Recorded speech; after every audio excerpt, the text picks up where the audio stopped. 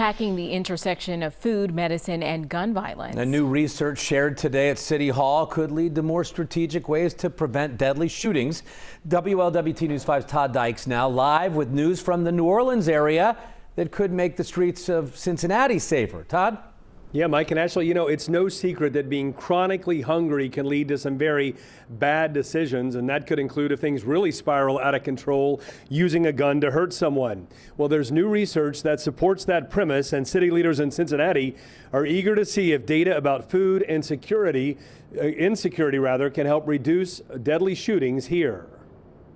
New numbers out of New Orleans point to a problem that's not gotten a ton of attention.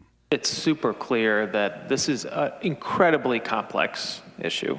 The issue before members of Cincinnati's Public Safety Committee today revolved around two groups. One, people who don't have enough food to eat, and two, shooting victims. A doctor from Tulane University School of Medicine shared research that shows food insecurity increases the odds of someone getting shot. This is one part that we have not talked about before, and so I do think it's an important piece of the puzzle.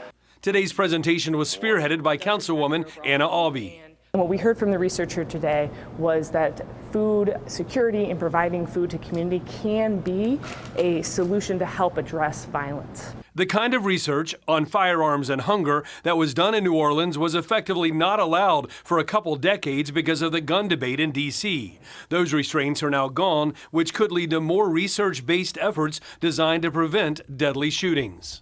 We now have research going into how do we tackle gun violence. And you heard in Cincinnati here a couple years ago, we declared gun violence a public health emergency. So when you declare something a public health emergency and you have the resources, the will, and the way to research it, now we can look more strategically and think about what are those interventions we can implement to help reduce violence across the community. And Anna Albee is trying to get a food delivery pilot program off the ground here in the Queen City.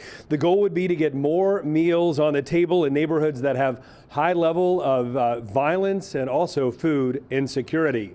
Reporting live tonight, Todd Dykes, WLWT News 5. Todd, will the information shared today at City Hall make it into the hands of local medical experts? Yeah, Mike, Albee told me she's already shared the research from New Orleans with UC Health and Children's Hospital, all ahead of a new initiative that'll be rolling out this summer designed to dig even deeper into why gun crimes happen here in Cincinnati and ways to prevent those kinds of crimes. Mike? All right, Todd Dykes dissecting the data tonight. Thanks so much, Todd.